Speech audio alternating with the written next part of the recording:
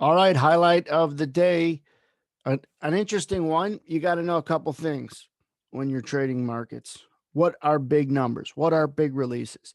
The non-farm unemployment report comes out the first Friday of every month. It's always has been the biggest number of the month.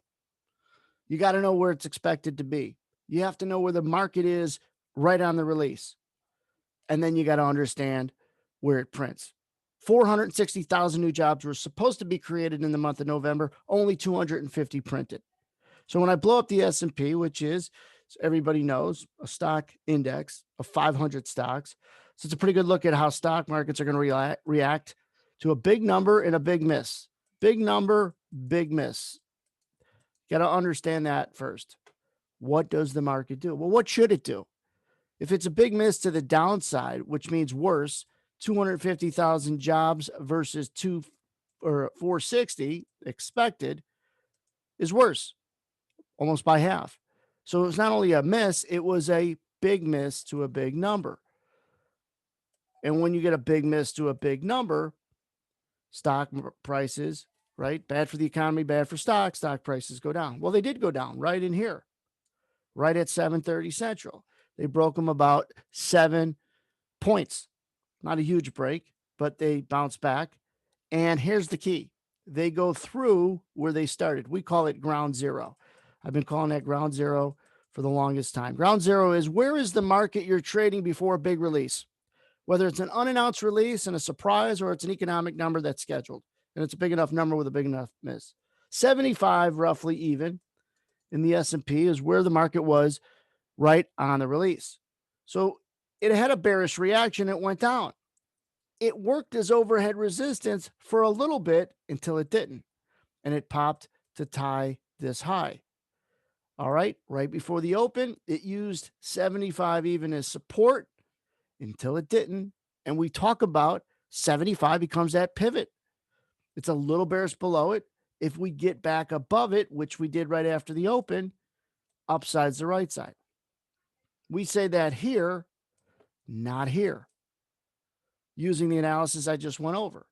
The other thing that contributed to the probability we're going to go up is right in that area. The NASDAQ, which is a cousin of a stock index to the ES, was making lows.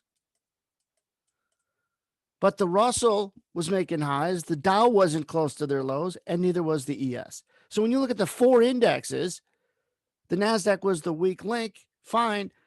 But if it's making lows, why aren't we following? Why are we actually going up a little bit when the NASDAQ is making lows? And what we said at the time is if the NASDAQ grabs a little bit of a bid and bounces, that bodes well for the upside. Stay in the right side in the ES. So when you add in a very rational, logical progression, big number, big miss, should be bearish, but it's not. That's a head scratcher. That's a clue. As a trader, you're a detective. What should happen isn't happening. You're probably interviewing the right guy. You're on the right path.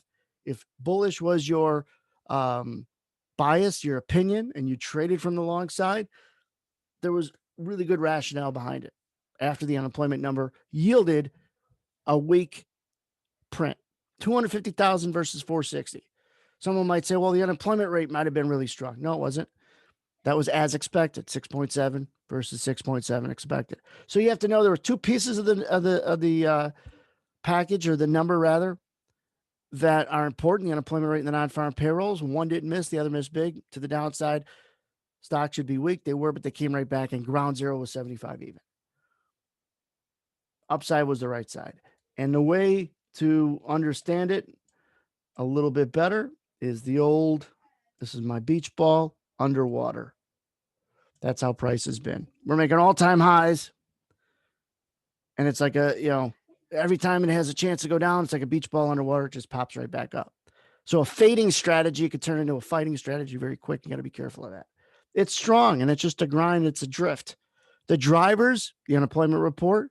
Before that, the positive news on vaccines and the amount of doses that are being able to do before the end of the year. The UK administering and passing Pfizer's vaccine already, first Western nation to do so. The stimulus having a real good chance at passing, much better than it has in recent months.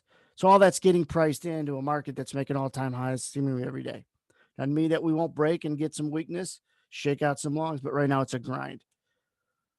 But understand, big number, big miss. What does the market do?